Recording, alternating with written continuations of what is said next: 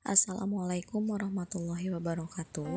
Perkenalkan, nama saya Melda Eka Suci dengan nomor NPM 101203007, kelas E4, Universitas Teknologi Digital.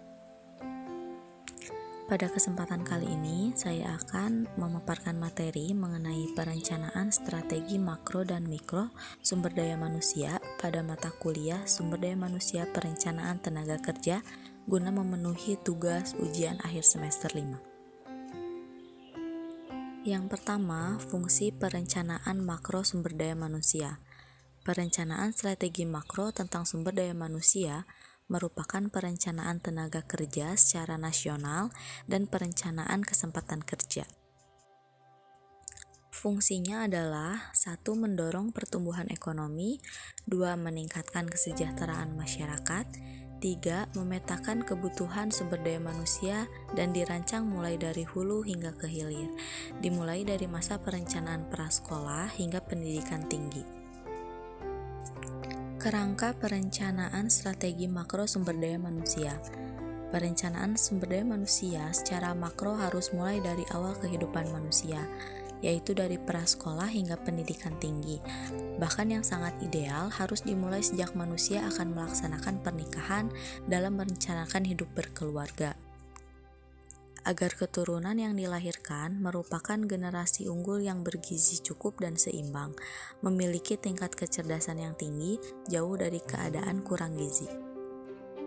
Komponen dasar kualitas hidup manusia dilihat melalui pendekatan 3 dimensi dasar yang diukur dari 4 indikator, yaitu angka harapan hidup, rata-rata lama sekolah, harapan lama sekolah, dan pengeluaran per kapita. Perencanaan merupakan sebuah keinginan kuat dari suatu organisasi atau perusahaan untuk memberikan jaminan baik jangka pendek maupun jangka panjang tentang pemenuhan kebutuhan sumber daya manusia secara kualitas dan kuantitas. Yang ketiga, perencanaan strategis mikro sumber daya manusia. Perencanaan strategis mikro SDM yaitu suatu perencanaan SDM untuk memenuhi kebutuhan suatu organisasi atau perusahaan sesuai dengan jenis dan lingkup aktivitasnya. Perencanaan SDM sifatnya bervariasi, tergantung kebutuhan masing-masing perusahaan atau unit kerja, bergerak dalam bidang tertentu, jenis tertentu, dan skala tertentu. Komponen pokok dalam sebuah perencanaan sumber daya manusia yang sangat penting untuk diperhatikan yaitu yang pertama, tujuan.